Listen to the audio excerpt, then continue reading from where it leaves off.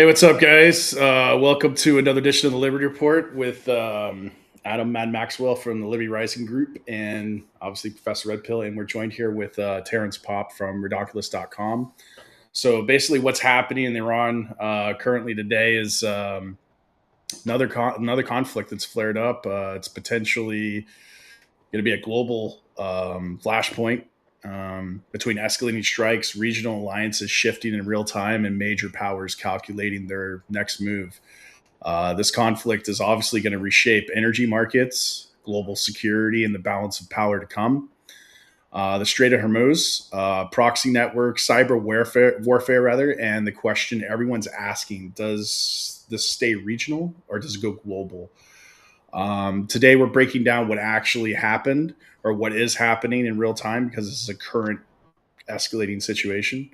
What the media isn't telling you, and what this means for the United States, Israel, and the broader geopolitical chessboard.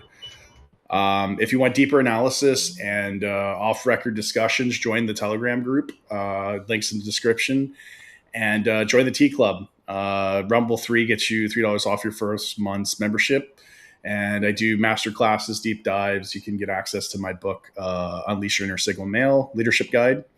And also visit Redonkulous.com to get more info and information, as well as other types of analysis from Terrence Popp.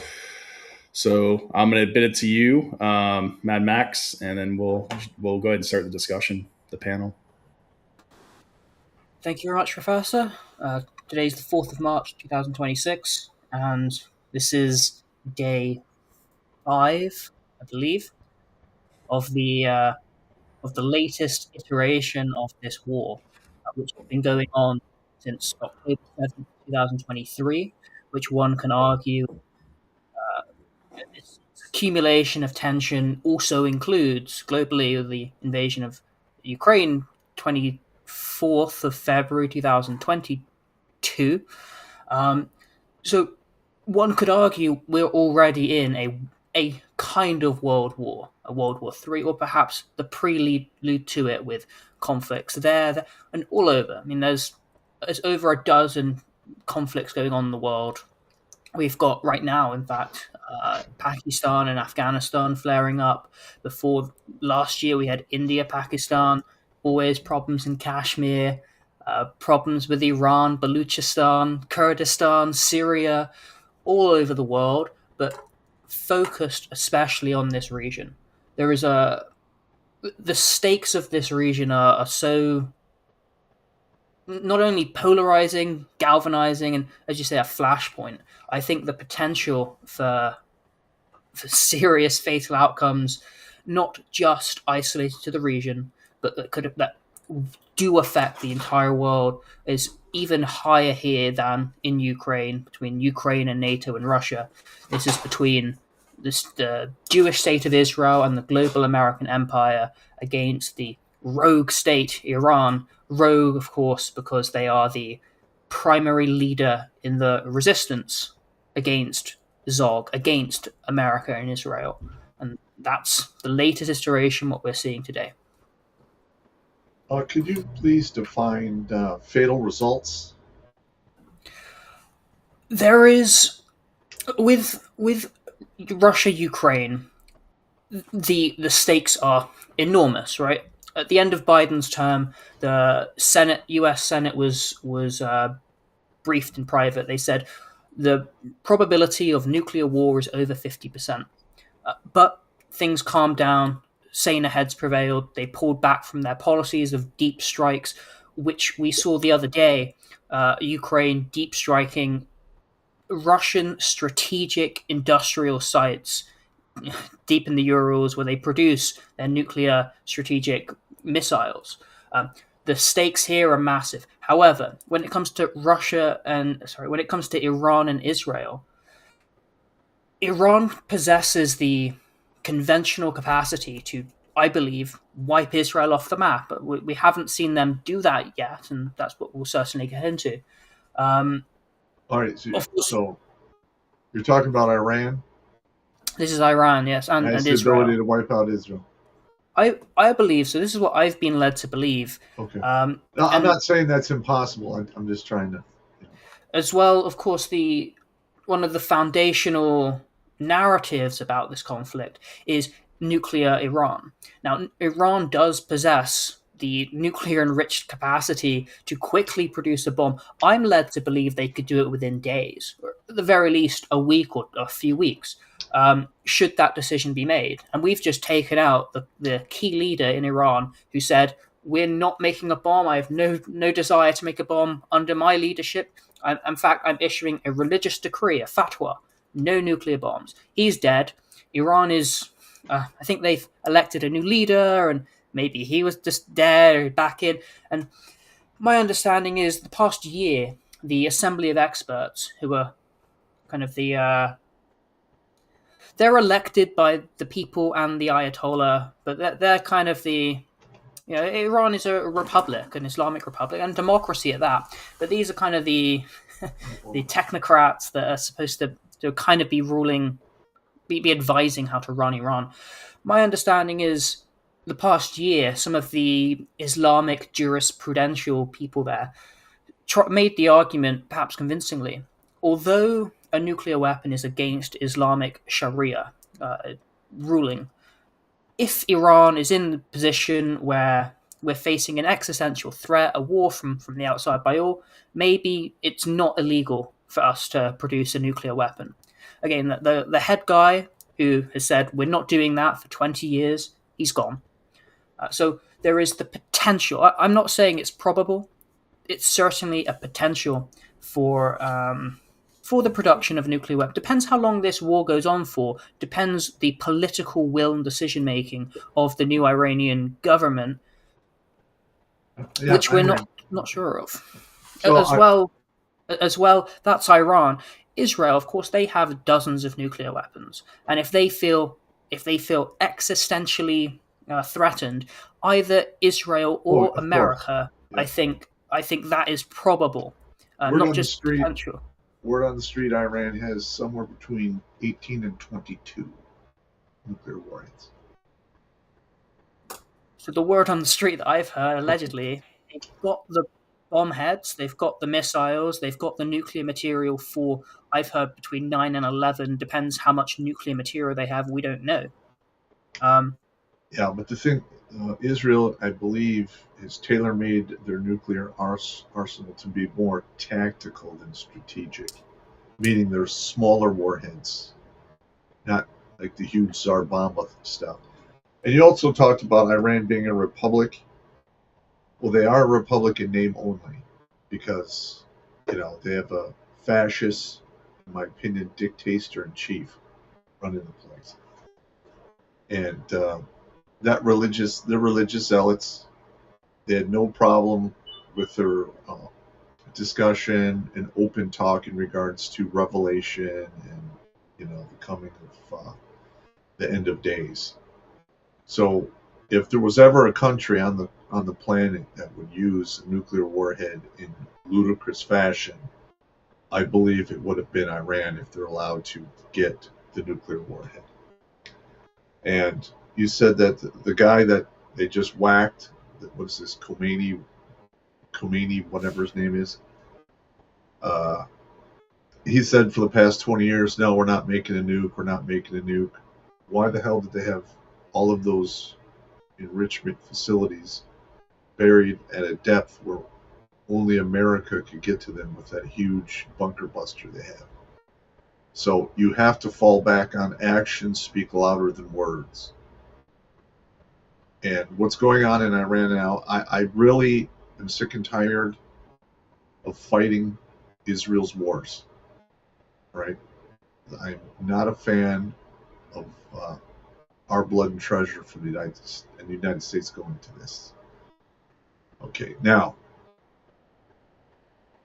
I mean, I have nothing against the Jewish people. I have nothing against Islam.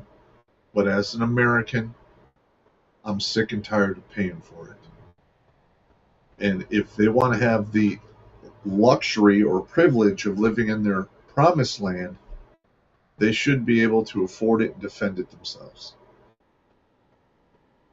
Period. Am I off base here? I agree.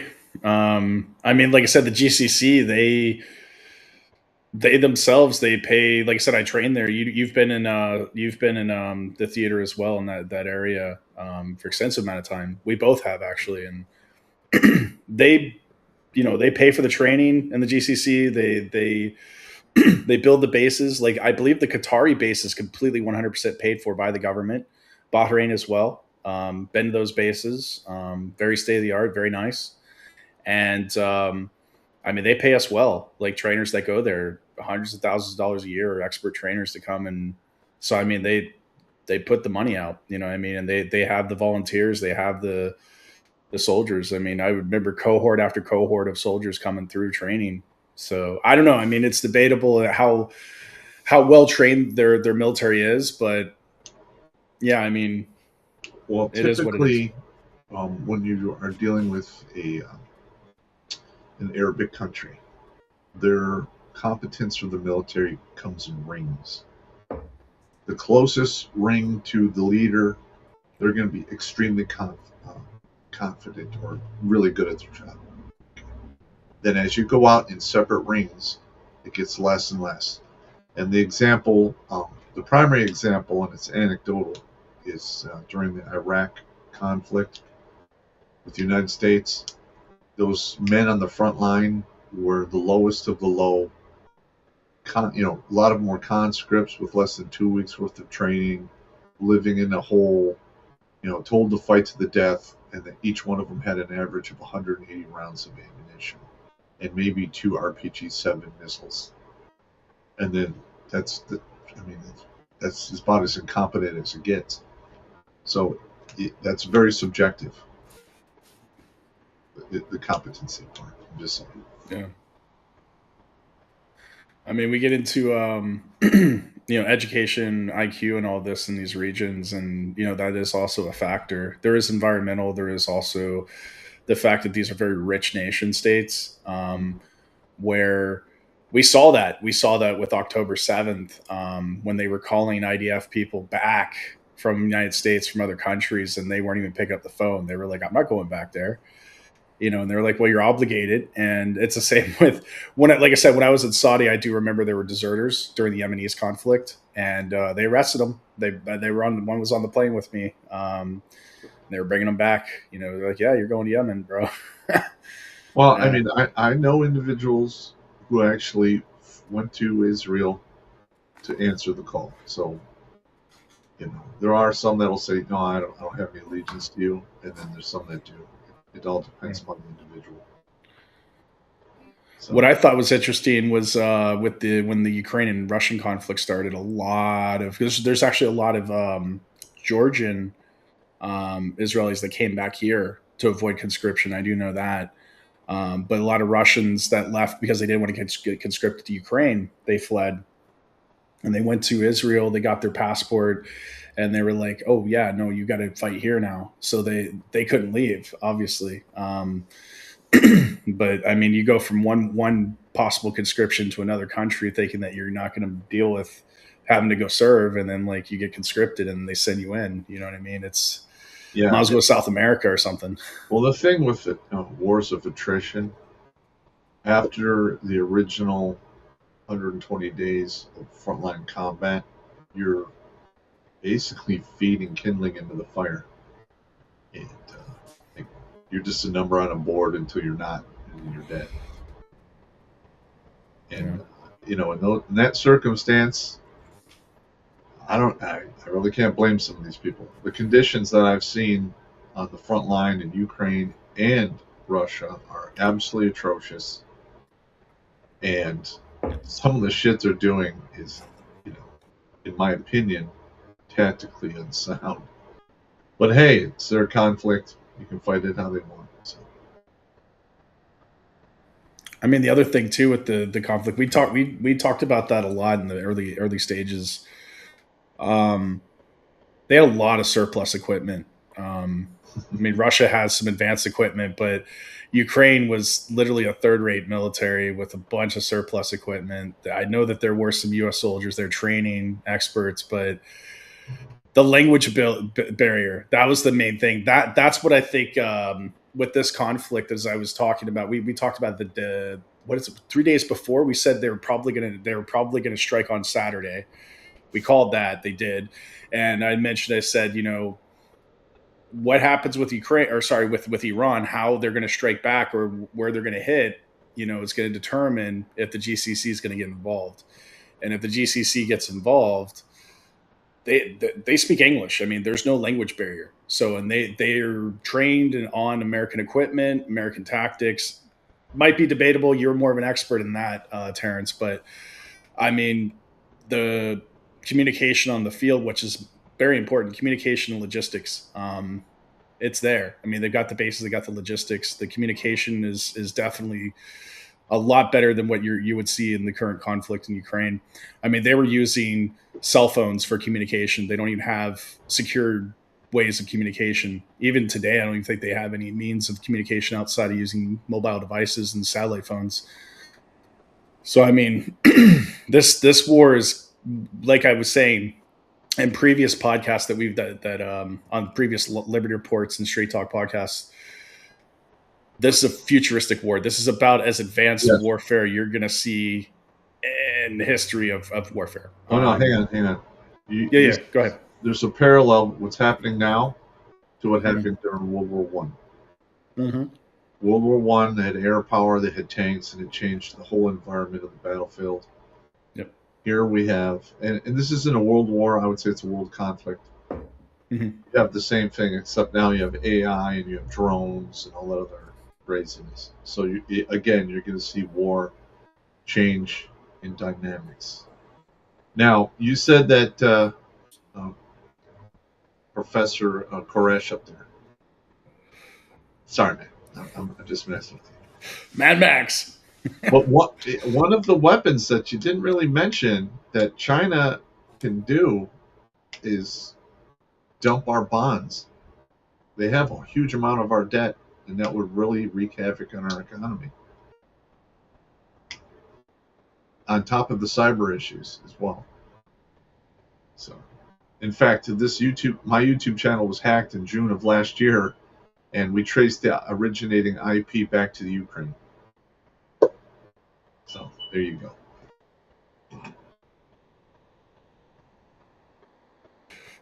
Yeah, speaking on the economic standpoint, that we brought that up, it's a very interesting situation because America's largest trading partner and China's largest trading partner is the United States, and vice versa with China. So it's kind of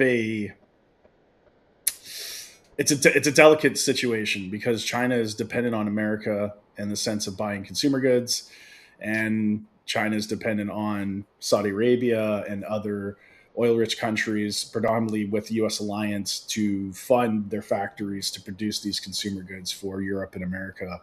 I broke this down. Go ahead. What you're explaining is called a Mexican standoff. Exactly. It's an economic Mexican standoff. Yeah. And we also you were talking about tactics and logistics earlier. Mm-hmm. Well, the difference between tactics and logistics is amateurs talk tactics, professionals talk logistics. Correct. And a lot of the logistic networks that we're seeing develop in Ukraine are put in place by the United States because they are second to none when it comes to feeding frontline troops and using logistics properly. So that's one of the things that I talked about because most of the followers know that I'm a professor in leadership and business strategy. So you're a think and meet massager. Pretty much. So one of the things that I discussed in my lecture, what I discussed with my students is we were talking about the supply chain and logistics, United States with corporate logistics, with I think we used AWS, which is, Amazon, who's probably one of the better logistics privately. But I told them there's one particular organization that's probably one of the top logistics organizations in the world.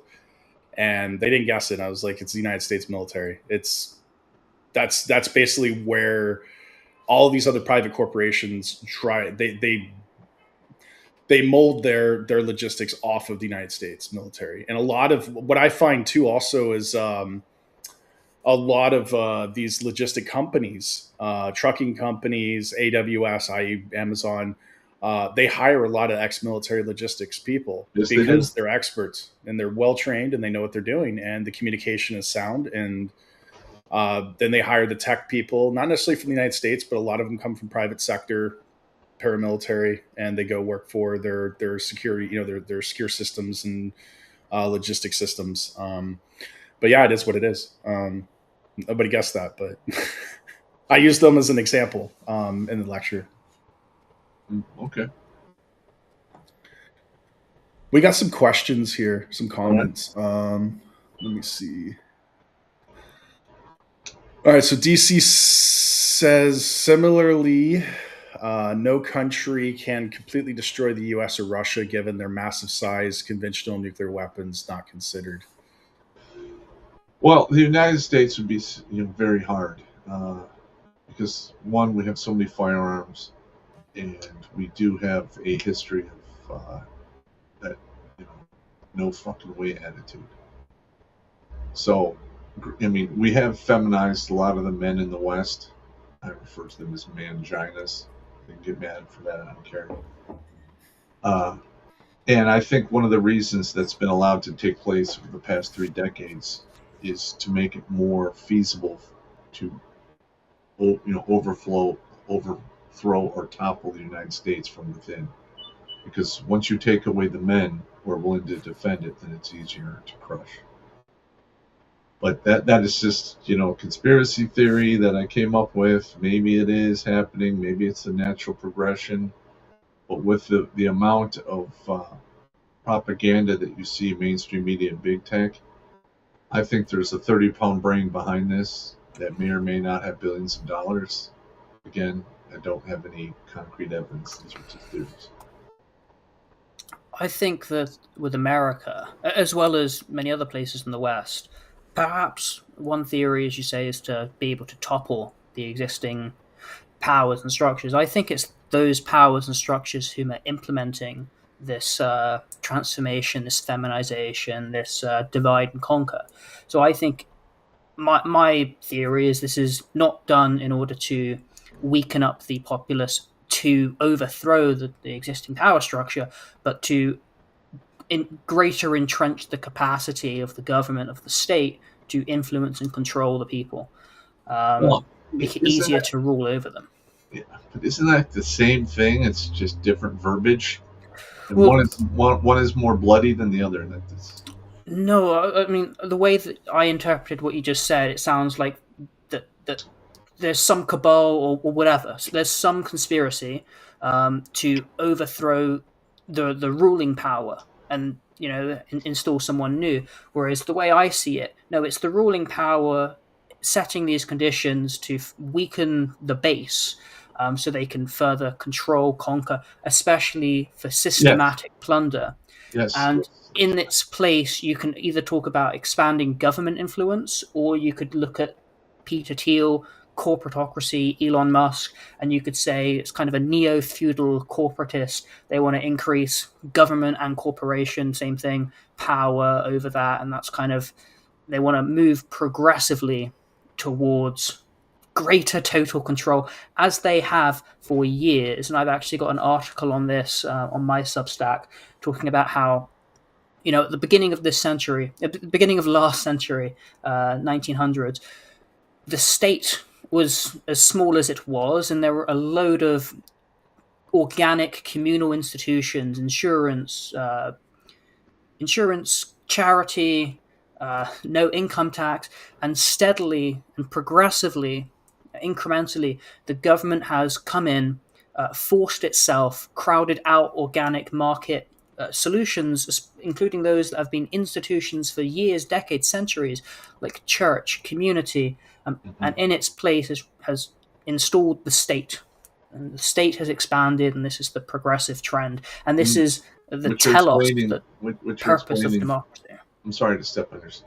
What you're explaining is the progression to communism. Correct, yeah. Straight up. Right? You have a community in the church giving social functions. Nope, it's now the state that's come in, socialized that. It's crowded out or forced out more coercively these organic and market institutions. Correct. Except back in the day, the churches and the religious branch, they were the ones who were big on charity. Now you have government food bank programs in WIC welfare, Section 8, the list goes on here in the United States of, people And living off of the government teat. efficiency, fraud, bureaucracy, Yes. taking it from a decentralized and community and organic level, and you've put in an inorganic bureaucratic state, and all the You're problems. absolutely correct. You're absolutely correct. And I think what would really satisfy both of us is a blending of the two, what I said and then what you said, because that's kind of what's happening with the invasion migration wave that we've had to deal with over the past 15 years. It's a tale as old as empires. This is what Rome did when it started out as a fledgling hillside state. They would conquer the neighboring territory, pull out the elites and some of the people, put in new people. This is what Assyria did to the northern kingdom of Israel in the 7th century BCE. This is not what the Persians did. But this is, how do you rule over a foreign population or your own population whom you are oppressing so heavily? You go in and you demographically replace, hollow out that base. This was last century we had an imperialism where you could go and you could extract from your foreign colonies. No more foreign colonies. You've got this more sophisticated and progressive financial system. You want to now Belt and shift Road. forces to finance. You, the elite, the capitalist class, the government, you want more money for yourself. You want to weaken those people to strengthen yourself. How do you do it? A load of things. Yeah, the very first example of what we're seeing is the fall of the Bronze Age with the invasion of the Sea People. And that didn't just take place in one or two events. It slowly took place over a couple decades because of drought and other craziness. People were leaving that system and overwhelmed the other systems around it and brought them down. And that's it in its simplest form. And then as, because we are just all a bunch of evil, hairless monkeys, some of us are just more melanin challenged than others, we keep repeating the same cycle over and over again. So we had, like, if you talk about the immigration invasion, you can trace it all the way back to some of these billionaires who start up these foundations because they want to help less fortunate people. And then you have more bureaucracy moving in. And look, if you want to have a bunch of serfs, you make them stupid, you make them weak, you take away their hope and purpose, and then you have a ruling thread at the top, and everyone else is just a serf. There's no more middle class, and we're going back to it could wind up being an advanced, complicated version of the feudal system. I mean, it's just the way I see it. Syndicate or technocracy. Yeah, same thing. Just different words to explain the same shit. I find it more insidious, even, especially as we said. It's one thing if you actually have your lord and you are the peasant serf and you live on the manor and he's got his own lord, the king, and it's another thing when you are in the territory you think is your home, but actually it's controlled by shadowy people who have embedded themselves in the government network just with money and power. You're like, and these people hate you, and there's nothing you can do about it. And this is the thing about this shift from from private governance, from monarchies, aristocracy, towards democracy and public governance. They shift away the locus of responsibility and accountability. It's now diffuse. It's now just bureaucracy. Hannah Arendt says this is the kind of the worst governance of all, because who is accountable in a bureaucracy? It's No one. Yep, you're Bureaucracy actually. is tyrannical form because no one is accountable. And just another thing is they're hiding. They're using the word democracy as camouflage, because true democracy is nothing but absolute chaos, where the masses vote and they must be right and they just destroy everything around them. That again, Yeah. that's played out in history. Yes, however, what's fascinating is this progressive development and the sophistication of it. So, going back 2,500 years ago, you got Plato. He says that democracy is and leads to disorder, and out of that rises a tyrant. But this is in a pre-modern civic era and democracy. We are post the managerial revolution. It's no longer democracy to chaos to a tyrant. It's democratic egalitarian ideology creates institutional expansion that creates a managerial oligarchy and a permanent soft despotism, so that the tyrant is no longer one man. It's no longer a Caesar or even a Trump.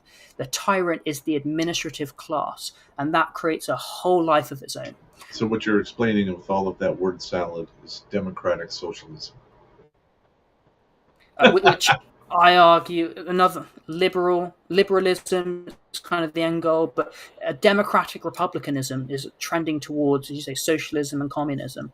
And yeah, and listen, communism has already been experimented with during the 1900s. Between 1901 and 1999, I would argue, between all of the wars, the starvation, and all of the inefficiencies of that, it killed 1 billion people plus.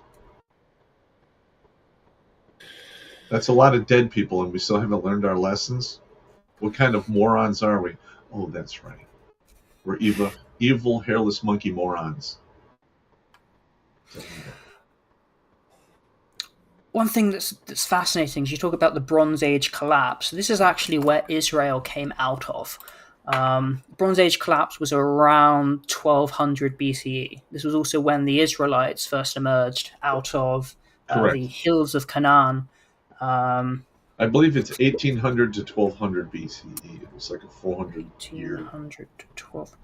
So I just looked it up, and it said that it's kind of a 50-year period is the Bronze Age collapse, 1200 to 1150 BCE. I didn't know that before just looking up. So the key cluster is around 1200 BCE. Of a half a century worth of chaos and craziness. Okay. Oh, yeah. Yeah, okay. I mean, but the thing is we've seen this before. We've seen empires rise, empires fall.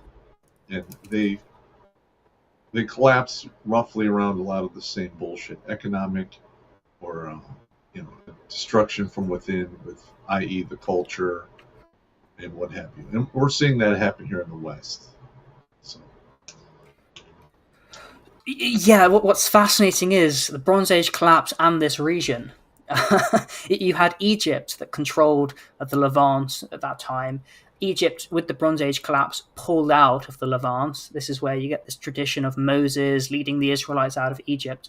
And then you had the Assyrians eventually come in, and you had the Persians, Assyrians, the Greeks even, all came into this region. So it's fascinating that here we are 3,300 years later, and eyes are still on this region of the world. Yes. I'm getting, to be honest with you, I'm getting I'm getting tired of it. I'm sorry. I mean, I've been to Israel 3 different times. Was it okay? Yes. Was it, in my opinion, some promised land worth feeding, 6,000 people of human lives and misery into the meat grinder for? Hell no. Hell to the no. Well, sorry. I understand why Jews, the Zionists, say yes. They say, without this land, we have existed in a state of permanent, perennial, eternal persecution, leading to deaths of thousands and millions. Yes, eventually. And there's an argument to be had against that as well. I'm not a denier when it comes to the Holocaust. I met hundreds of people in my youth in the neighborhood I grew up in that all had the tattoos. Horrible shit took place. but it didn't just take place to the Jewish community. I would argue more individuals who were just deemed enemies of the state were put into that meat grinder as well. But they've been almost completely forgotten by history. As well, I mean, 27 million Soviets. It's a mind-blowing number. 10 million Germans.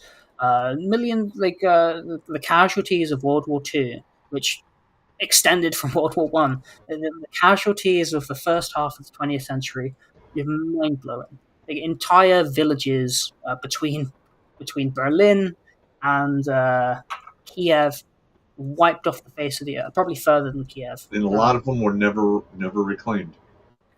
You can still drive through a lot of those ruins. They're still there. You can see like a cemetery or a memorial plaque in some of these villages in Belarus and in Ukraine and Russia, and it's just 30 names of the same family name, just everyone wiped out. Correct. And this happened with the Jews as well, who there was about 6 million Jews living in that pale of settlements from east of Germany all the way to Russia. But that number, 6 million, is not supported by the censuses prior to World War II. So that number could be argued. I'm not going to do it here. I'm just saying it's out there. Sure. There are problems with it. There's a separate discussion, but I think it's about right. Maybe 5.5 to 6. I think it's about right. Not worth questioning it right now. Yes. Certainly, the point is there is a valid case. It's arguable, but there's a valid case for the validity of Zionism, even if not to you, to the Jewish people and to Zionists. So I understand why they're fighting it, and this is what's important: is what is really going on here in the Middle East. Why are we fighting this war? You said it's I'm tired of fighting this war for Israel. Now, many people will argue that we're not fighting this war for Israel. There are American interests in here. Those American interests are, say, to contain Iran, to support American kind of great power competition. There's systemic things. I say, yeah, these do all exist. However, no, this war is primarily for Israeli interest. If not for Israel, what is the strategic interest of America in this region? Well, yeah, you can talk about energy, you can talk about trade, but primarily that strategic order in the Middle East is derived out of supporting Israel's regional security strategy. So I think Marco Rubio says we fight to win. Well, what does that look like? What are the goals? How do you achieve those goals? I'll tell you what that looks like. All right, we were not allowed to fight to win during Vietnam. If we would have continued arc-lighting the hell out of the North and destroying their supplies and their leadership, we would have broke their back. And after the war was done, many of the Viet Cong generals said, "Hey, if you kept bombing for another 6 to 12 months, we would have been done." America, in my opinion, has a horrible track record with going for the jugular because it's politically incorrect, it's too cruel, what have you. If you want to win a war, you're just going to have to take the gloves off, and you're just going to have to get medieval. And I hate to be that guy, but if we're going to go to war, that's how we need to fight them.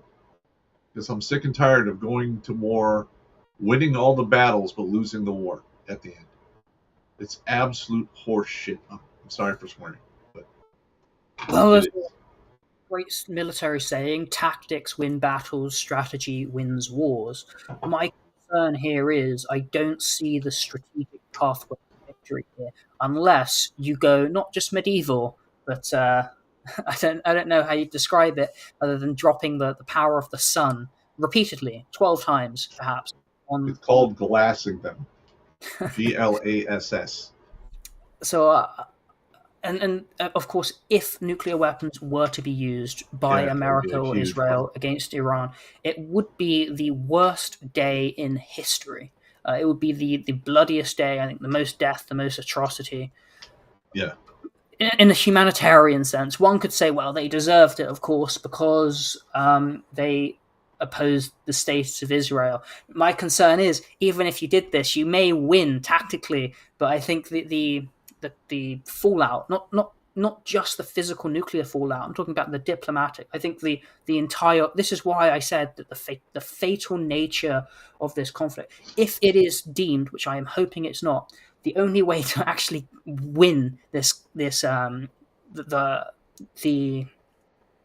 there's a second method that kinetic warfare here is to use nukes. I think that will have a universal condemnation against USA and Israel, and I think no matter this kinetic outcome, the systemic fallout will be unbelievable. Are you familiar with siege warfare? Sure, yes. Any history of warfare will know siege warfare. You gotta. Siege warfare is warfare 101. Now, the second option we can do is not put any troops on the ground, just destroy all of their military capabilities, and just basically surround the country and just choke them till they submit. And then, I mean, that is probably the less vicious option, but it is what it is. Again, that is going to fall into the realm of getting medieval on their ass, because that is about as medieval as you get, siege warfare. And that could be done to an extent. But we'll see what the administration has to offer. I mean, I've been medically retired military. I got 33 years in service. I did all of the crazy nut roll stuff in the Army. Mm-hmm. I have all of the elite berets you can earn in the United States Army. I saw 3 wars come and go, and I was almost killed in 2. So, I know a little bit about this. Yeah, and that's why we brought you on the panel, because you're obviously an expert in military strategy, everything relevant. Like I said, this panel is that I put together. We got an economist, leadership expert, and military expert. So I mean, that's why we're getting actually the highest numbers we've seen so far viewing in. So let's cover some of these questions in the chat, so they don't get left out. I just wanted to because you were talking about strategy with what's going on in the theater. What I've heard right now, and like I said, I may bring on if he's available. I have a Azerbaijani minister that he's busy right now. He's in the States right now, but he was going to come on because apparently Azerbaijan has activated their military and they're actively on the border right now of Iran. They do not like Iran. They're one of Israel's strongest allies in the Caucasus and this region. Outside of the GCC, it's kind of is what it is. But the whole fact that Iran struck civilian centers in the GCC, that was the dumbest thing they could have done. If they would have just stuck to hitting U.S. bases, or even infrastructure is debatable, but hitting civilian centers, I mean, no, dude, gloves are off, because the GCC in that regard, they do have a pact similar to the EU, the NATO, that when you strike a GCC country, it's an attack on all. So they are preparing to go in. And I said this, what I originally had said months ago with this, if there was a possible Iranian scenario, war scenario, the U.S. doesn't have the personnel. They just don't have it. They don't have the personnel. We do not. We have the tech. We have logistics. We have the money. Was kind of debatable. We actually did a short on it. It's on YouTube. We got quite a bit of views. But my analysis is that we don't have the personnel, but we do have the tech. We do have some of the ability in that regard. But if the GCC gets involved, if Azerbaijan gets involved, and Turkey gets involved, if EU gets involved NATO-wise, they struck Cyprus, which is the EU member state. And now the EU is getting together, EU Council, and they're talking about, we're going to war. That means Georgia may get involved too. So I mean, it's... The word you're looking for what Iran did by attacking all of their neighbors is a moranathon. Yeah. It was just one huge moronic event Like, I can't even come up with a reason why they even thought that was a good idea. That is so stupid. Maybe it's chain of command. Maybe somebody didn't, who knows, because you get emotional. And Yep. I mean, I don't know the weapon systems. Like I said, I'm not, that's your area. They may be locked into certain areas automatically. I don't know what they're using. No. All of that stuff is already pre-programmed, pre-planned. Missile XY, this is its target. Drone 414, this is its target. And obviously they got the call to like, hey, launch your ordnance at their targets. And that's exactly what they did. Yeah. Iran for months, years, this period between the last 12-day war and now, it's been a ceasefire. Iran have said, no, we're still at war. There's no peace. We're at war with Israel because Israel are still pushing for war. And of course, Israel pushed for war, absolutely. They've been warmongering because the Israeli calculus, and we'll get into this later, is no, we need to fight this war. We want to fight this war. So Iran has been restrained, patient, and diplomatic. Although, as you say, look at their actions. They've maintained certain capabilities which have been unacceptable to the American and Israeli threat calculus, and this is why they went in. Now, listen, I understand Israel's motivation for this war. I mean, they did have a major incursion into the country of Israel, and was it 1,200 some odd people were taken prisoner, and all of his other individuals massacred. And I'm going to tell you this right now, as former Green Beret, you do that shit to a member of my family, and I'm not going to rest until you're all sucking dirt. I will put you all in the ground, and I will not hesitate, and I'll sleep like a baby. So that could be a lot of motivation behind what's going on in Israel. Now, I understand that motivation. I'm just tired of paying for it. No, I totally agree. I think these events, just I'm saying, these events go ahead. Are significant, but they and significant matter, human level, like state level, everything. But they're not. They're ultimately blips on a multi-decade plan. You're right. You're correct, man. Yeah.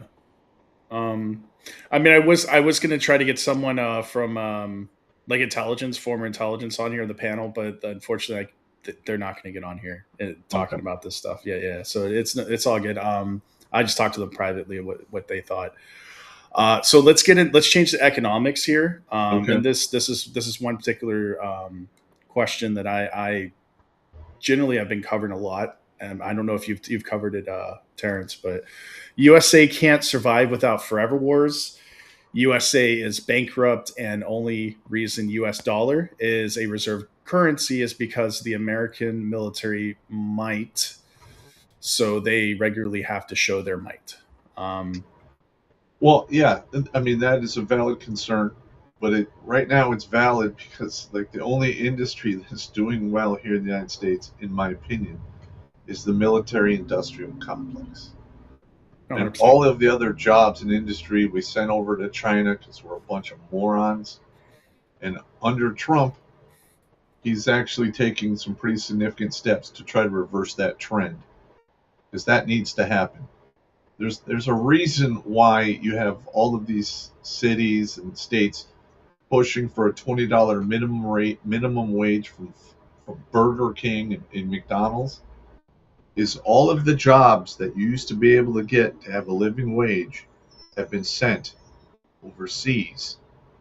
And our government allowed that to happen, both the Democrats and the Republicans. And it's critical that we actually bring that industry back here. Otherwise, that statement that you just read is absolutely true. Okay. What are your thoughts, Adam? You're the economist on the panel. And you're muted, by the way. You're good. There is a great and classical economist called Michael Hudson who talks about this often. His book on the topic is called Super Imperialism.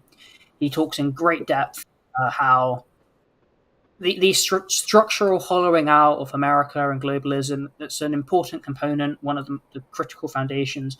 But ultimately, yes, this what DC said. It's not just that America is bankrupt because of wars. America has bankrupted itself due to wars. You look at the American debt, 50 whatever trillion. That's all military spending.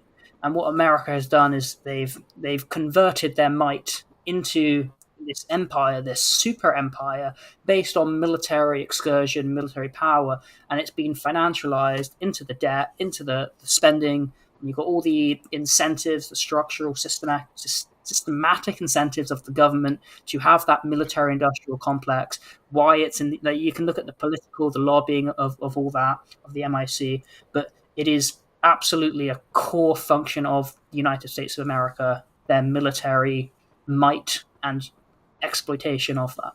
Yeah, and here's another thing that, in my opinion, that has to do with the debt. Is we have a huge social net. We spend a lot of money on that, and it has been, this isn't even opinion. It has been exploited by immigrants to the tune of billions upon billions of dollars, and we really don't know how long that's been going on.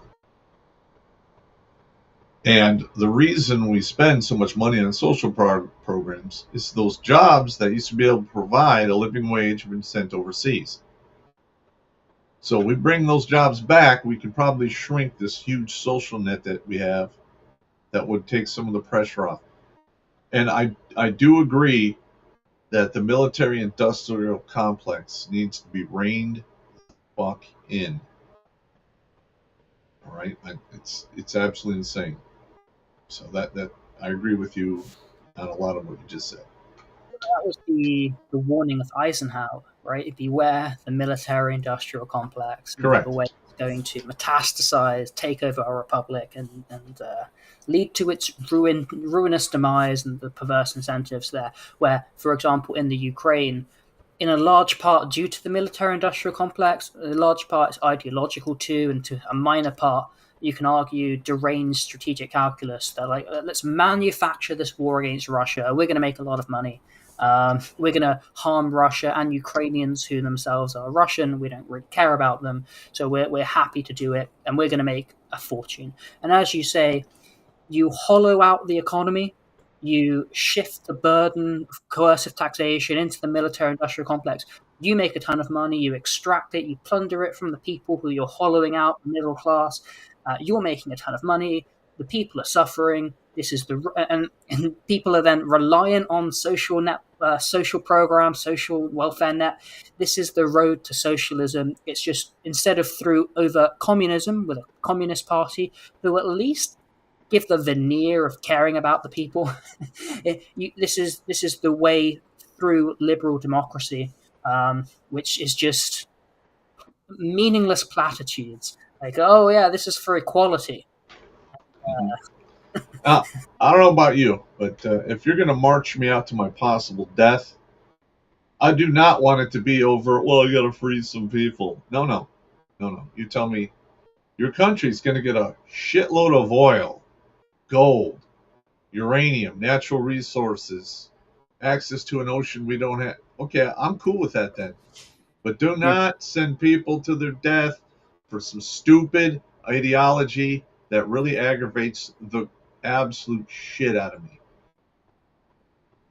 I totally agree. I think Trump has come out and said about Venezuela. He's like, hey, we're going in there for oil. Yeah, I'm cool with that. Good. I'm cool with that. I'm totally cool with that. As leadership, he's being transparent. He's being honest. He's saying, we're going there for oil. Yeah. Okay. Yeah. Yeah. I know his strategy for the beginning. I like a year ago, both Adam and I, we talked about this, and I said the first thing Trump's going to do is issue tariffs. Mm-hmm. He's going to go ahead and focus on South America for trade. He may end up sending envoys to Cuba and Venezuela, eventually taking Venezuela, dethroning the government, and he's eventually going to focus on Iran.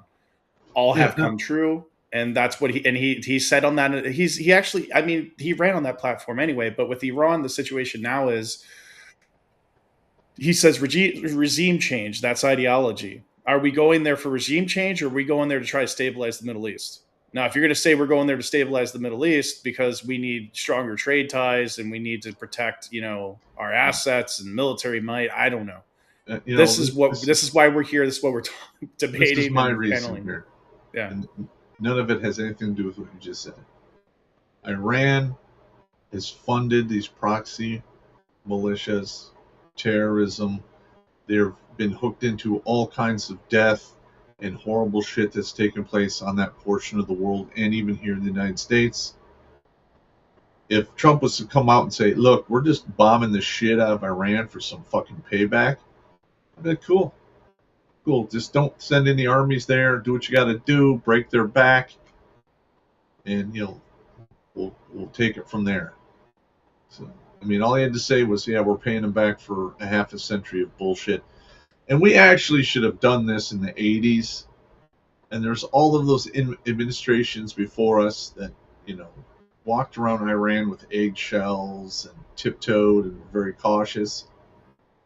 And if they would have just... They created a nuclear Iran. A nuclear Iran. Yeah. If they would have just said in the 80s, after the hostage crisis, like, you know what, this is crazy, and just bombed the absolute shit out of them as soon as we got our hostages back, we wouldn't be here today. It'd be a whole different world, in my opinion. But, there's again, one thing okay, sorry. This is what it is. Sorry. There's one thing I want to add, and before I can, Adam wants to put some information in here. Iran's neighbors don't like them. There are ethnic groups. Iran's a multi-ethnic state, just like Russia, just like the United States. We're a multi-ethnic state. I mean, it is what it is. The thing is that there are factions within Iran that do not want the current government in power. And I'm speaking of Kurdish people. There are Armenians. There are Jews there. There are other types of ethnic groups that surround because Iran is sandwiched in with a bunch of different ethnic regions of Asia. So there is a lot, like what Trump did say is like, hey, we want regime change and rise up. There are a significant amount of factions that do want to topple the government and are active in that. But I don't think that, it's our place to go in there and do that. That's up to them. You know what I mean? Yeah, I know. Yeah. I mean, there's an argument for both sides of this. Am I wrong? Yeah, I agree. Yeah. I just don't, what? I mean, Iran, they had the centrifuges for a reason. They were lying to us. We even gave them billions of dollars. Obama did. Why? I have no idea. It's never been investigated. Nobody can answer. Why give them billions of dollars, which they just turn around and use to provide more weapons to their proxy militias they have around the Middle East? And, that it does need to get... I would like answers to that. I really would. In my opinion, I would argue that pretty much every administration after Carter committed treason against the United States. It's just my opinion. And I would like to see people punished for that accordingly in public, so it doesn't happen again. Yeah. Obama, there's a reason the word abomination exists. Obama and this nation turned it into an abomination. So, I am a comedian, so I'm making fun of a dark subject. That's just the way it is. Got another question from the chat? I do. Adam, did you want to add something before I get into this next question? Yeah, just fundamentally cutting through all the bullshit. This is what they want to do. They want to change Iran, the leadership of Iran, change the regime. Not that doesn't mean they want to change it from an Islamic republic into a monarchy or whatever. What they want to do is change the country, which changes the region, changes the world. That's what they're aiming to get out of this. If you cut Iran from... Is there a regional hegemon in the Middle East? No. There are poles of serious power. You have Israel and America backing it. Then you have Turkey, Iran, kind of Egypt, maybe Egypt, Saudi, whatever. But Turkey, Iran, Israel. What this war is about is they've decapitated the previous Iranian leadership. They want to get rid of the regime, install a new regime, so that and ultimately have Iran no longer competing for the great power over the Middle East. And in doing so, Israel becomes the regional hegemon. This aligns with their security strategy. And this is what the war is ultimately about. That they want to be the regional hegemon, have no threat to their security. Seriously, Iran is what's blocking that. One can say, you say, yeah, Iran is funding the proxies. I think ultimately that the greatest funder of terror in the Middle East is America and Israel. You talked about stability in the Middle East. This is the most destabilizing thing that can occur in this region, obviously. The question is not what's happening on a tactical, it's strategically. If we're zooming out, this has been decades long, zooming out, how does this ultimately change the world, the region, the long-term horizon? That's what this is about. It's not about, is it a republic, a theocracy, a monarchy? It's not about even the oil. It's about how do we shape this entire region. Maybe one can say, so we have long-term stability, perhaps, but that long-term stability is going to be spearheaded by Israel. Some people call this Greater Israel. I don't think that's what Greater Israel really means. Maybe it's kind of imperial. But this is what it's all about, is keeping Iran in its current state as the leader of the resistance against Israel and the United States of America. That's what this is all about. And this is actually, you listen to Marco Rubio, a lot of it is complete nonsense, but some of these things come through. He has, they lie and they say, oh, we're defending democracy. No, we are. It's geopolitical containment, humanitarian intervention. Now we want regional stability long term, defending freedom. It's about the credibility of our alliance. Really, you cut through the crap. You can hear some of the reality there. This kind of the gap between public narrative and strategic rationale. That's what it's about. We want to kick Iran out of the resistance to us. And in doing so, reshape the region in our image. And it's especially in the image of the Jewish. Yeah, okay. Yeah, that's very valid. So what's the next one, Wild Man? I got a question for you, Terrence. It says, given Terrence's military background, what does he think about American commanders calling this Iran war a religious war and using religious fanaticism to fight this war? Have you heard about this at all? I have not heard about this, but it doesn't surprise me. Now, anyone who watches my show knows my opinion on officers. In 33 years, I served alongside thousands of officers, and a large majority were either incompetent or mediocre at best. So I do not have a lot of faith in the officer leadership within our military. I have seen all kinds of horror stories, incompetence, bad decisions. I mean, one of the reasons why I never got promoted to sergeant major is when my unit got deployed in 2004, I had to fall on my sword and report directly to SecDef that our unit was sent directly to Iraq with just basically a water paint training. I mean, we got to Iraq, we had 21 medium machine guns. Only, I think, 3 were serviceable. The rest were unserviceable. Vehicles broke down. You don't send an infantry, a paratrooper unit into combat, and the only thing you do to prepare them is have them fire 40 rounds to qualify with their weapon and 120 rounds of blank ammunition twice. And that 120 rounds of blank ammunition is both iterations. And apparently that was good enough to be sent to Iraq. And my men would have died.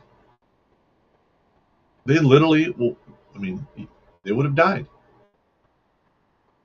but I had to do what I had to do, and a lot of people will sit there and look you in the face and go, "I became an officer because I want to be a leader."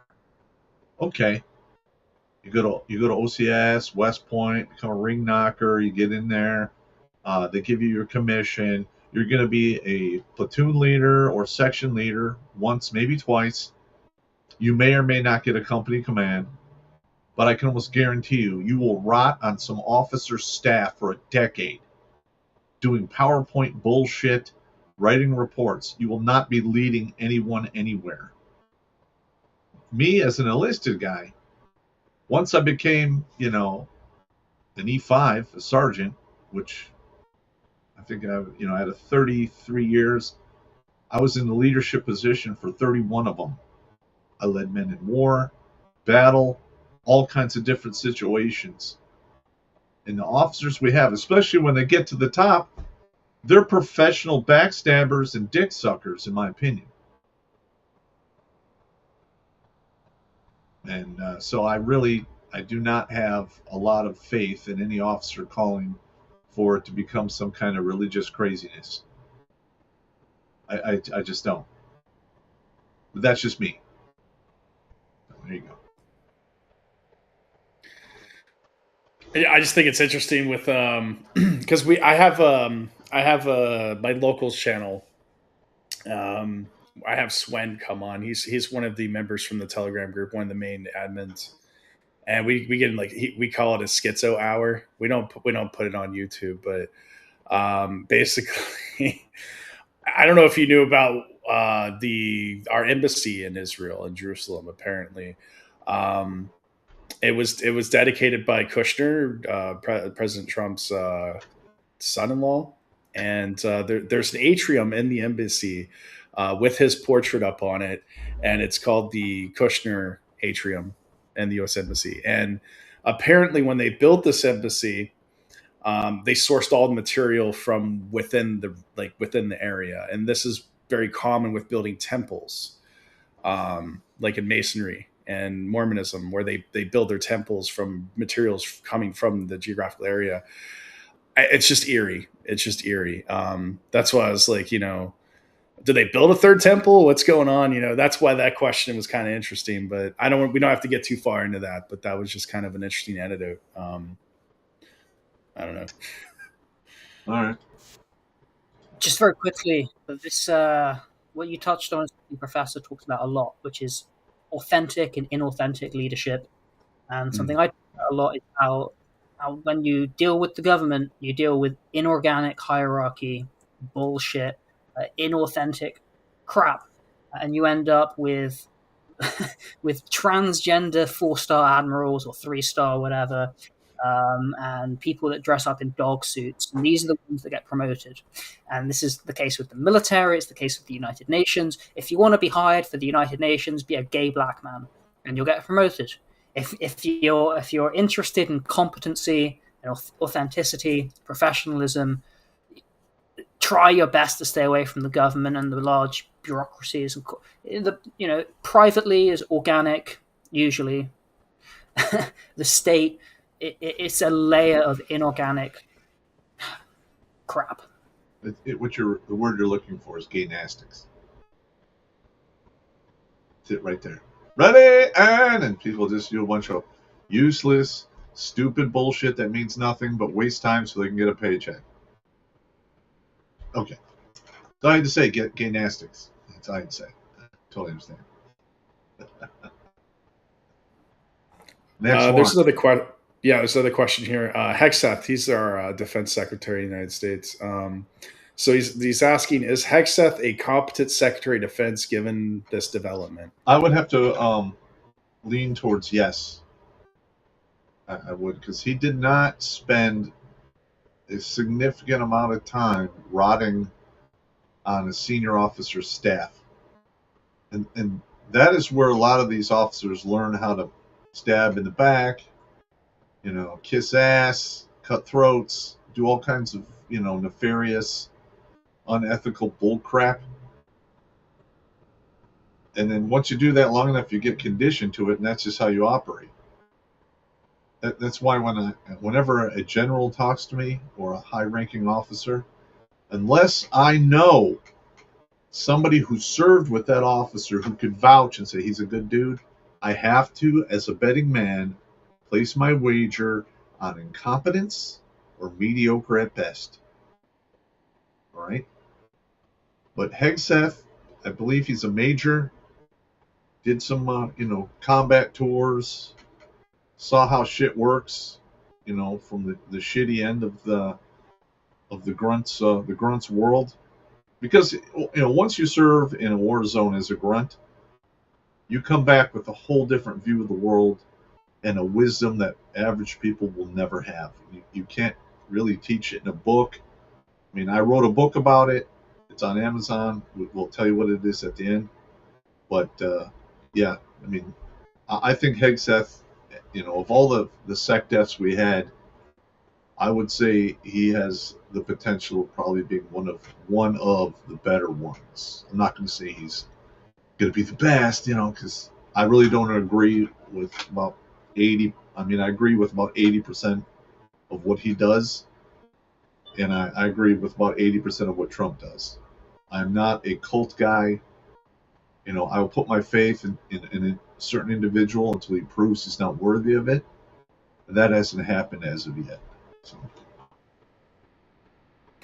there you go. Yeah, I like Hegseth. Honestly, I like him. I don't know much about him. I recently started studying his leadership capabilities, and I like what I'm reading. I did a whole comedy lecture aimed directly at him about 6 or 8 months back. The audio is questionable. We had a Murphy moment, but I made it just the same. Yeah, I like what I'm reading, what I'm researching with him. Now, a lot of the comments that I got within our Telegram, within our community, is that he doesn't seem like the most competent leader. But I think his heart's there, and I think he does have leadership capabilities. Obviously, learned from being a officer in the U.S. military. Yeah. I mean, listen, having your heart in the right place is extremely rare. I mean, I have got some pretty loose commanders who were not that good, but their heart was in the right place.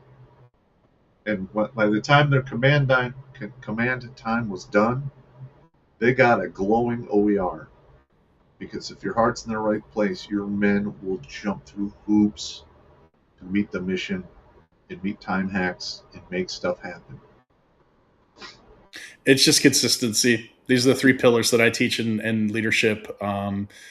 Effective communication, self-awareness, and consistency. You have those 3 pillars, and you'll be successful in anything that you do in life. Doesn't matter if it's in relationships. It doesn't matter if it's in the workplace. If it's just in your life in general, you're not wrong. You can get through any type of adversity. You can get through with those 3 pillars. That's what I've learned from all the years that I've studied and leadership positions I've been in.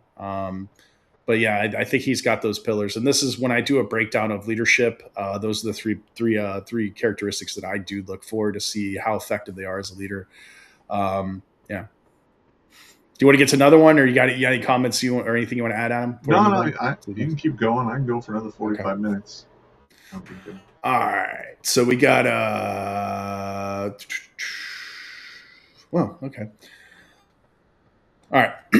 So all those people who wanted regime change in Iran, inside Iran, and I guess I mentioned this previously, are dead, killed by Trump. Trump has said that the same thing, or the Iranian regime during the protest.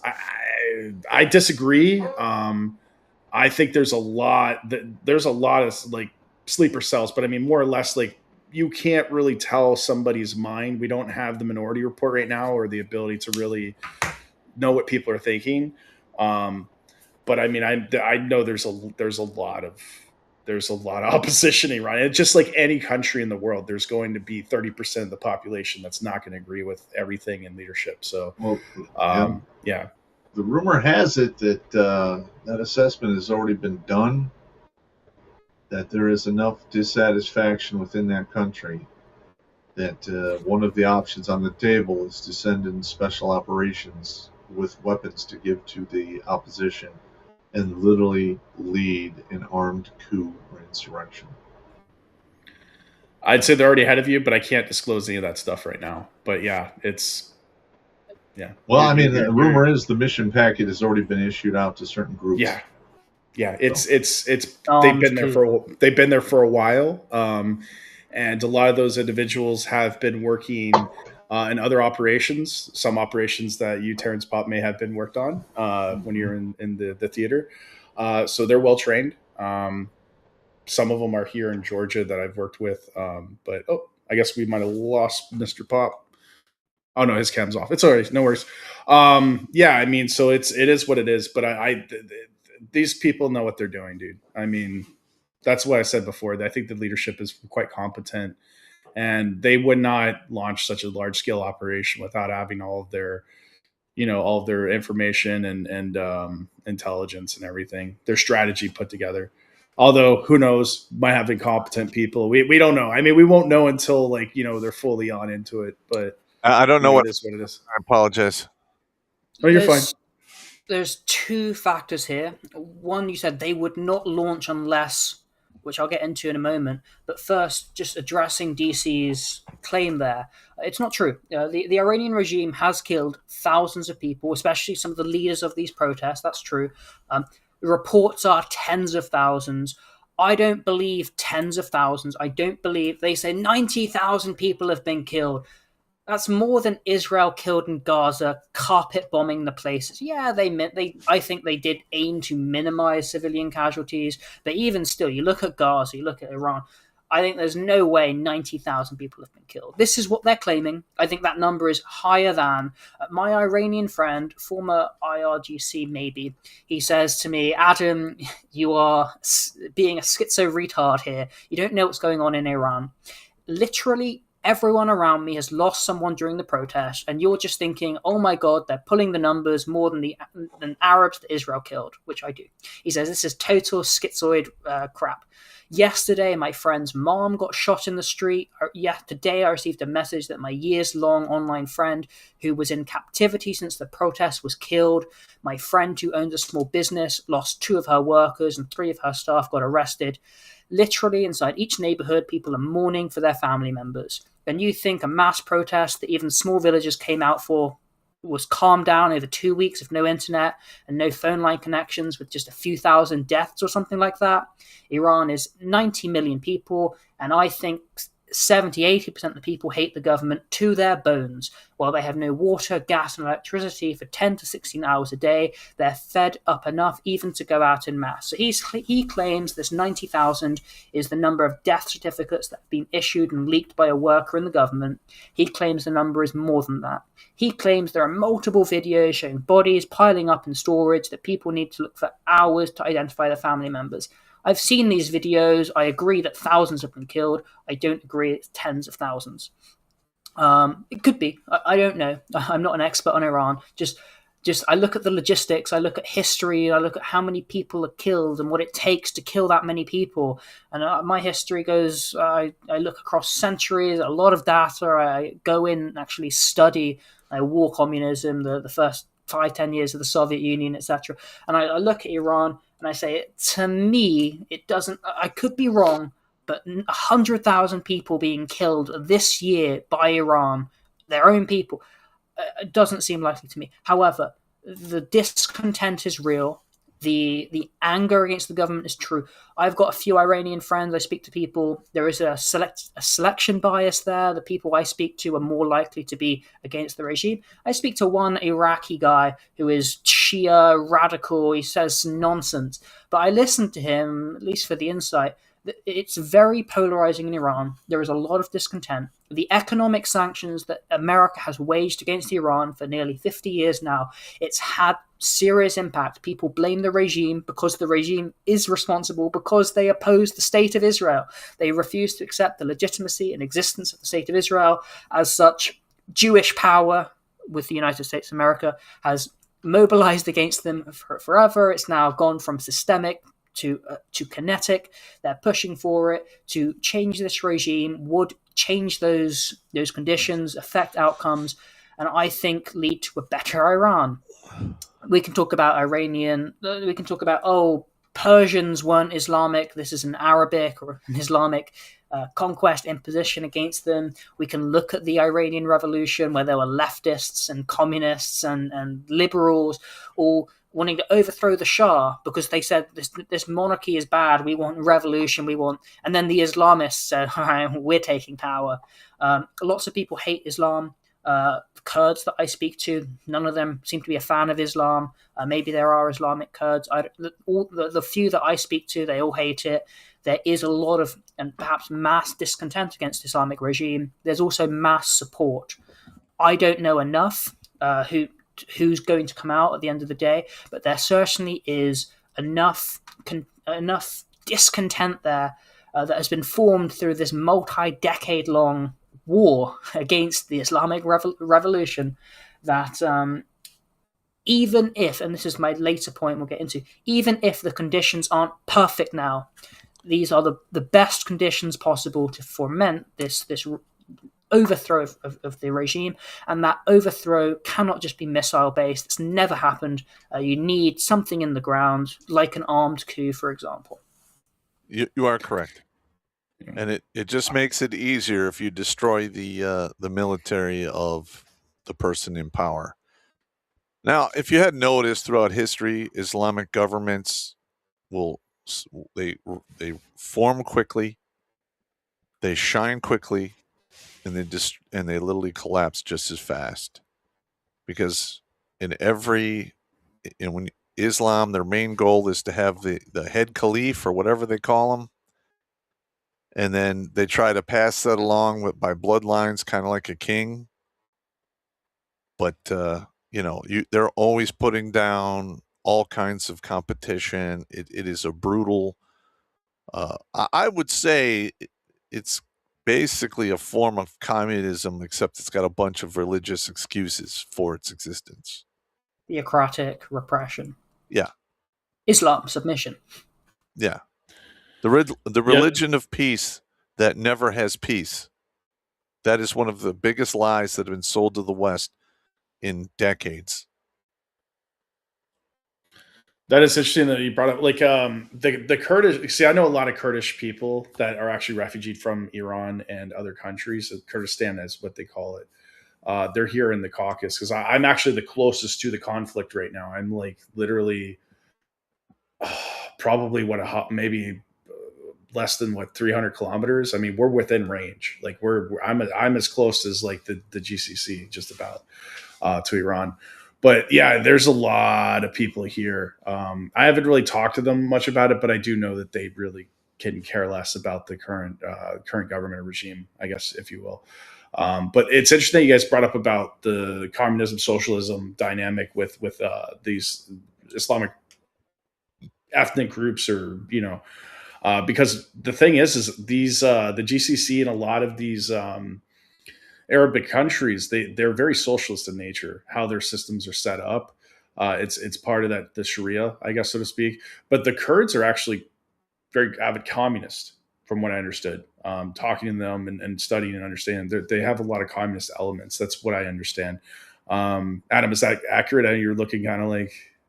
I don't. There's like some Kurds that do some kind of like social democraticism. Correct. Yeah. Some of them. I mean, I would say I wouldn't use the word communist, but maybe Marxist. There's some Marxist ideologies involved. They are very reactionary because Kurdistan exists across Turkey, Syria, Iraq, and Iran, and it's been suppressed by and so there's a lot of reactionary ideology there, and they have to. And in Syria, in northeast Syria, you had a diversity of it's quite anarchic. The Kurdistan coalition of kind of decentralized different powers all ruling there, and then with the fall of Assad, the rise of al-Jilani, what al-Jilani did since he gained power was consolidate the central military and prepare for an offensive, and he went in and he just took over northeast Syria where the Kurds were. This was the start of this year, and they defeated them very quickly. So the ideology, that the ruling of the Kurds is very much so in reaction to the central regime, the government of the country in which Kurdistan is dispersed across. All right. I've got another. Oh, go ahead. Sorry, Terrence. Well, when it comes to the Kurds, we promised them all kinds of shit during the Iraq War, and then we stabbed them in the back. And Syria as well. Yeah, well why moving forward, as well, anyone would ever trust the United States as an ally? They're absolute fools if they do. Useful idiots. That's the term they used in the Soviet period. Useful idiots. Yeah, I use that quite a bit too. They have no friends, only interests, and of course the classic Kissinger: to be a friend of America, to be an enemy of America is deadly, but to be an ally is completely destructive. It's fatal. Yep. Let me see. This one might be interesting. We could probably get something into this. I think we covered that. Let's go to this one. So in a democracy, you can't have authentic leadership because everything that is popular works only in the short term. So it's very tough to produce great leaders in countries with universal adult franchises, I believe is the word we're looking at here. I guess that's where he's going with universal adult franchises. I don't know what he means by that, but yeah. So we're talking about authentic leadership and democracy and how it's yeah. What do you think? I'm the leadership expert, but I mean, well, authentic leadership is exceedingly rare. Yeah, it is. I mean, I got wounded twice because I have two bad habits that made me very unpopular with my chain of command. Is I like to lead from the front and by example. That's authentic leadership. One of those things will get you by, but if you have two of them, that you don't learn that in school. You're sent here from the first place to do. That's it. And the leadership and the way they pick leaders in the United States military is a model that worked maybe in the 1800s. But as soon as you invent machine guns and all of the other shit where people can die in a fraction of a second, I don't want to have my company commander or my platoon leader, some guy who's the captain of the debate team in high school who, went to West Point and now he's in charge of you. We need to pick our leaders from the enlisted corps who have a proven track record on the ground and put our resources and money into them. Because these arrogant prickbags at the top who went to West Point and Annapolis, in my opinion, are one or two dimensional thinkers because they're held back by pride and arrogance. You can't have that. No, I agree with you. It's funny you mentioned that. I actually have two of my best friends that I played football and wrestled with. They both went to Annapolis and well, please let them know I think they're douchebags. Oh, they are douchebags, by the way. I don't talk to them that much anymore, but they were pretty arrogant assholes. Yes. Excuse my language. There you go. Yeah. You can't have arrogance in a combat zone because and I write this in my book. What color is bravado? Blood red. Yeah. All right. I do believe in the beginning stages of West Point, and I don't know about Annapolis, but like with West Point, I do believe they bring enlistment to study at the West Point. They would gain officer status or candidate school through the enlistment. Yeah, but it's not a primary effort. That's like a minor program. It's really hard to get into. You're talking green to gold. Green to gold, yeah. Yeah. It's really hard to get into. It is. In fact, I got a 4-year degree, and as soon as I finished my 4-year degree, they're like, "Oh, you're going to put in for your commission?" I'm like, "Fuck no, no! I'm here to lead men and fight wars, not work on PowerPoint craziness bullshit." Yeah, desk job. And then have my entire career at the mercy of an officer who's a master at stabbing people in the back. No, thank you. It's a very political position in leadership. Yeah. Thank you. No. What were you going to say, Adam? Sorry. I've not served in the military, but used to be quite the serious mountaineer. As a phrase, the mountain humbles all. You can go in with the biggest ego, but the second the weather turns, or you just the conditions, the exposure, just the difficulty of the hike. It's a humbling experience. I know that's escalated in warfare. You go in with that ego; it's deadly, and especially with military leadership. I mean, with mountain leadership, you can have deadly consequences, but it's more so you can get some serious injuries in warfare. You can get a lot of people killed. Yeah, in warfare, there's first place and honorable mention. That's it. Yeah, as far as leadership, just one thing I want to add, because I'm pretty much an expert on thoughts of authentic leadership. That's what I did my dissertation on. Leaders are not born; they are made, and the only way to become a great leader is through overcoming adversity. And that's why the enlistment corps, that's why they make such great leaders, because they rise to the ranks versus like officers, like you were saying, they don't generally find their stride, so to speak, until they're upper level and they've gone through the gauntlet of backstabbing and bureaucracy. And then by then they're basically a political stooge. They're political. Yeah, their purpose in the military, if they're in for 10, 20 years at that level, they're looking more for political or some type of economic or consulting firm. Because I've worked for numerous amount of officers that run NGOs and private companies and private contracting. So it's and they are douchebags, to say the least. Yeah. One thing I'm working on is kind of political philosophy. I have a channel called Civilizational Voluntarism on Telegram, CivVol.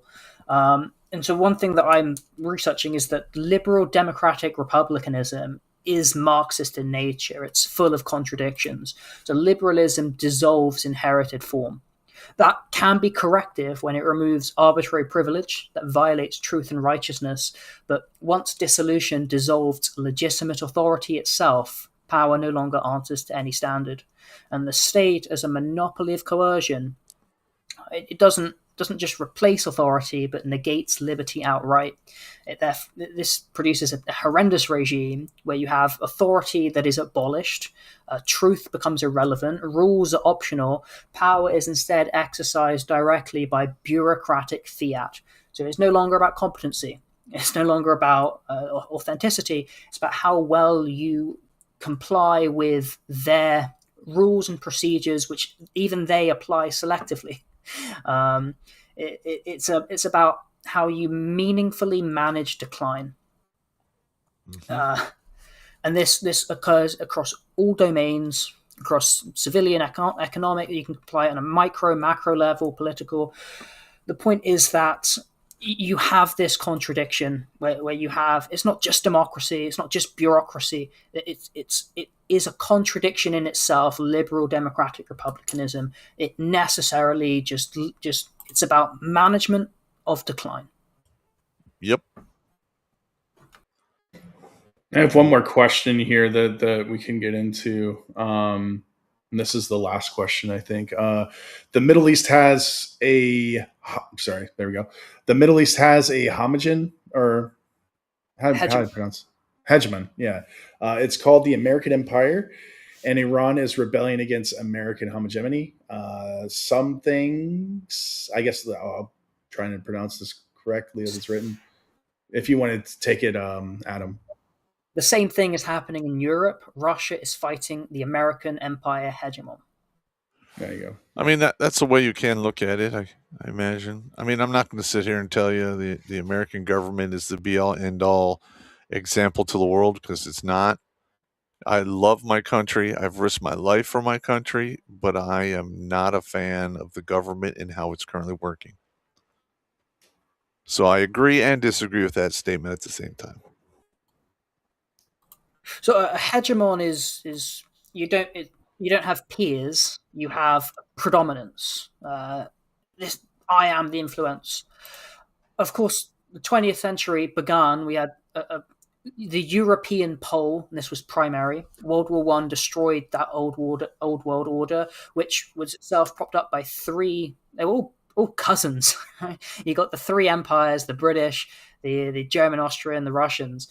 That resulted in a fracture and a split into three ideologies: liberal democracy, National Socialism, and international or Bolshevik communism. That liberal democracy and communism teamed up, allied to defeat National Socialism, and you split into these two, and it was reframed as democratic capitalism, the West, America, and communism or command economy of the East, of Russia. In 91, it seems that we, the West, won. We beat communists. And then you had what's known as the unipolar moment from 91 till about 2021, this 30-year period where America was the world hegemon, the one sole power. And since then, we've seen fractures. We've seen a rising China. We've seen a Russia get up off of its knees under the leadership of Putin to challenge not just America, the American hegemony, but to challenge Europe, NATO, America, the global American empire in Ukraine. And I think they're winning that war. Now we're seeing this containment, this cutting down, not necessarily a decapitation, but you want to bring Iran to its knees under US hegemony. That's what's going on in the Middle East. And what's interesting is America has expended its stockpiles, its military capacity, fighting this doomed war in Ukraine. They're now struggling to keep up in the Middle East because they don't have the anti-air missile systems. They've used it all up in Ukraine. They don't have the advanced ammunition. We've seen that they moved a lot of these out of Bahrain, Qatar, UAE. Saudi moved it to Israel.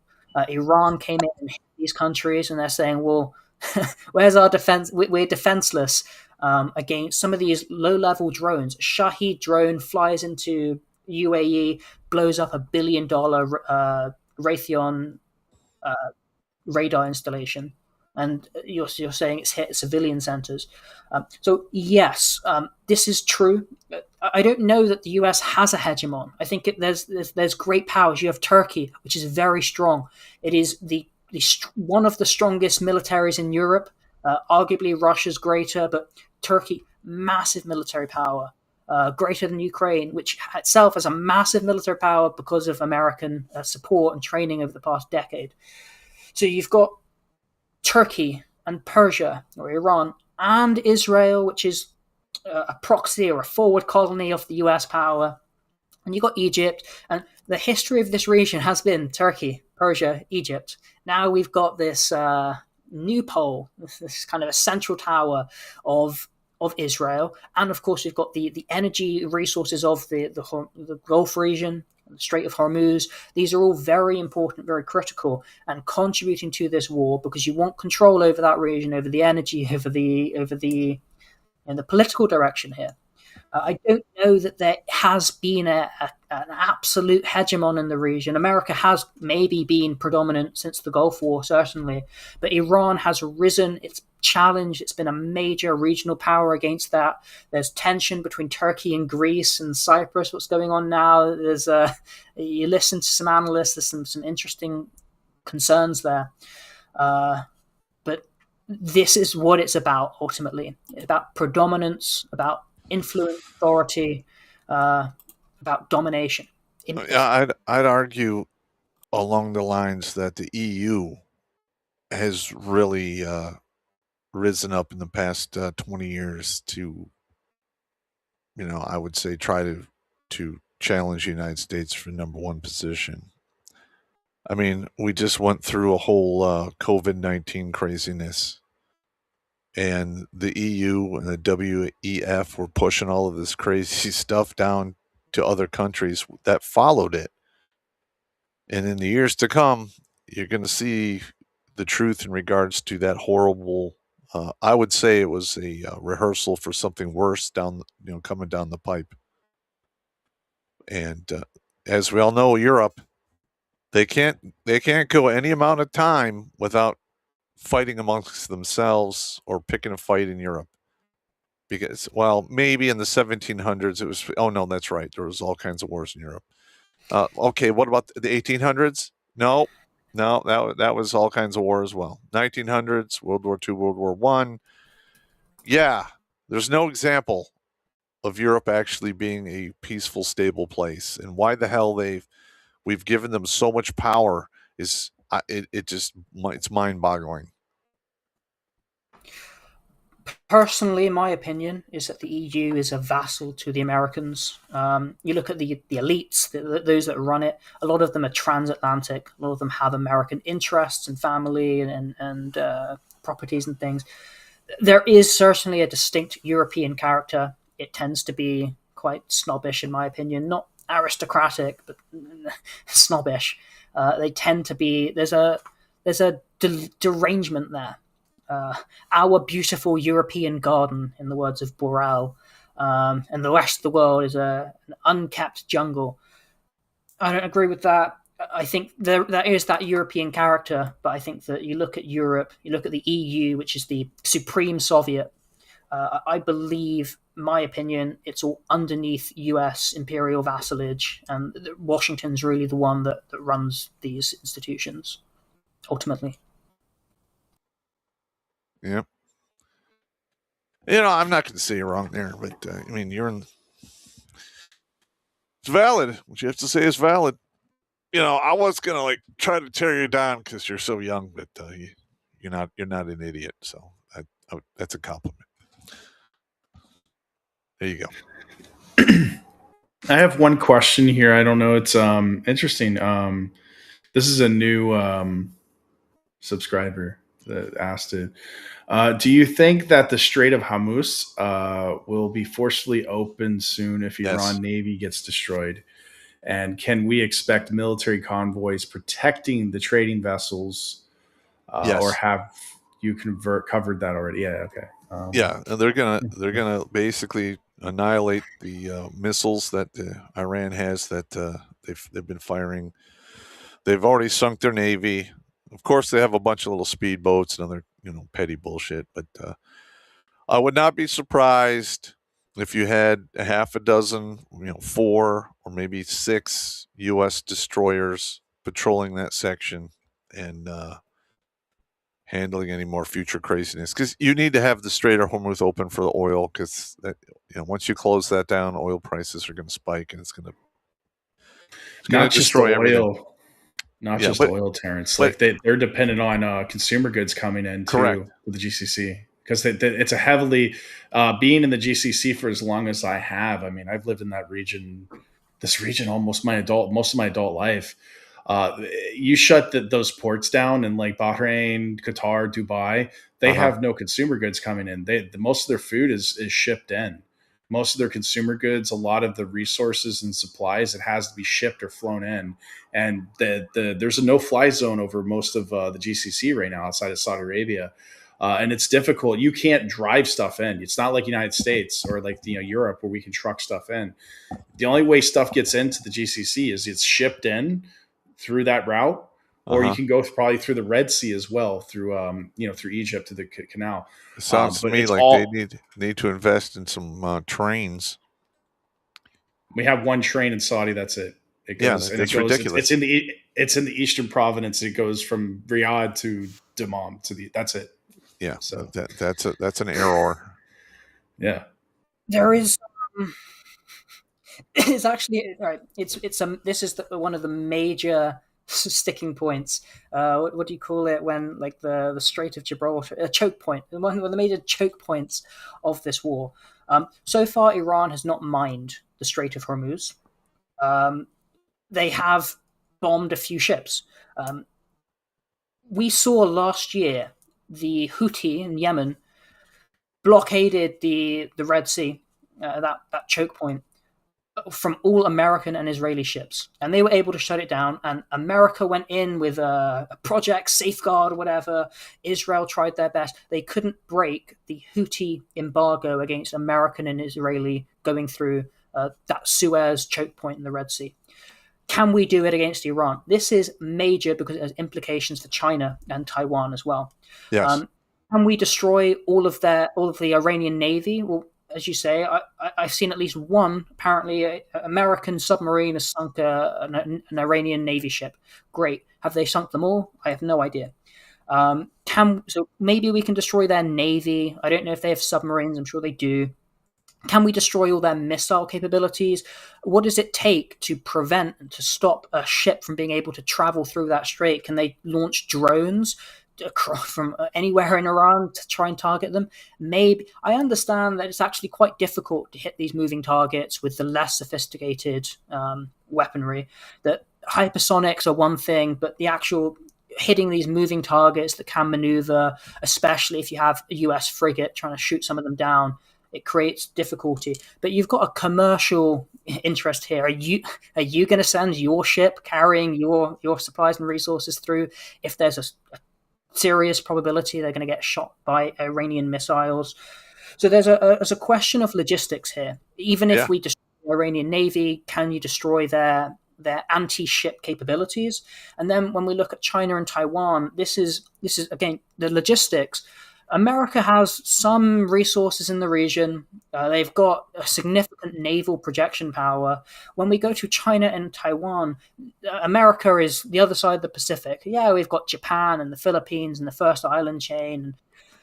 How are you able to, if a conflict breaks out in Taiwan with China, the question becomes the anti-ship capabilities, the embargo, and can they break that embargo? And again, I don't mean to interrupt you, but I think there's breaking news right now in Tbilisi. I think we got struck by a rocket in my neighborhood. Oh, no. There's like police and there's like debris and shit everywhere. So in Tbilisi. All right. Fun and games. The fun and games have begun. The Houthi were able to maintain an embargo against American and Israeli ships in the Red Sea. Can Iran do the same thing? If so, that has serious implications for China, Taiwan, because China has much greater logistics. One of the defining calculus moments of this conflict is the supremacy of offensive capabilities against defense. So this is going to be not just a physical choke point, geographic, but a military choke point. Can we effectively break through an imposed embargo and defend against offensive anti-ship capabilities? Yeah, you're absolutely correct. Every time there's a conflict, your enemies are watching and learning. So you are absolutely correct. Now, in regards to Taiwan, the whole key to that is if China decides to take over Taiwan, if enough damage can be inflicted in the opening 12 to 24 hours, we'll basically let you know if China will be successful or not. Now, one of the keys there is you're going to have to get a lot of those countries that live around that body of water the proper amount of anti-ship missiles and the resources needed to, put that defensive net up. Because all they really got to do is you can break the Chinese military right there on the waves if you do it correctly. But then you have the threat that China does have nukes, and it could turn into a big hooty-doo. Well, they can also embargo that island. Yeah, they can do that. Correct. It's much easier for China to siege Taiwan, break them that way. All right, you're under us now. Yeah, Warfare 101. Oh. Yeah, you're right. You're not wrong. All right, so you want to call the stream now since you're taking rocket attacks here, Wild Man? No, I realize what's going on now. I'm right near the I think I'm near the Iranian embassy. I think there's demonstrations. Oh, okay. I'm in the embassy district, so the U.S. embassy is like, I don't want to get my location per se, but I'm in the embassy area, so there's some kind of demonstration or something's going on. I don't know, but there's police everywhere. All right. Yeah, we'll end it with that. That was it's an interesting situation going on down here, but yeah. Thanks for joining us, Terrence. Like I said, go to redonkulous.com to support Terrence and Liberty Rising Group. Links in the description. Mad Max's all his link trees in there, and then mine as well. So yeah, the book The book I mentioned is on Amazon. It's called The Warrior's Way and the Soldier's Soul, written by me. It's a philosophy book. And basically, if you're going through a tough time, that book can help pull you out of the murky depths. That being said, thanks guys. It was great discussion. I guess it ended with a bang because there's like all kinds of smoke. I don't know if it's a fire or there's protest or rocket or whatever. You never know. I'm like 100 miles or what are we like at least 500-600 miles from the border there. So all right. Anyway, all right guys, take care. I'm gonna end it. Take it easy, man.